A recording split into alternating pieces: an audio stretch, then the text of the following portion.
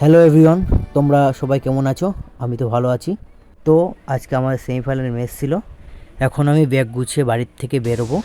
তো আজকে আমার খেলাটা ছিল বনগাঁয়। আজকে আমাদের সেমিফাইনাল ম্যাচ, ডে নাইট।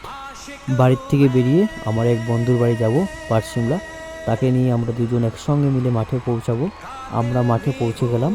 তোমাদের জন্য কিছু ভিডিও তুলে ধরলাম। তোমরা দেখো, লাইক শেয়ার অবশ্যই করবে।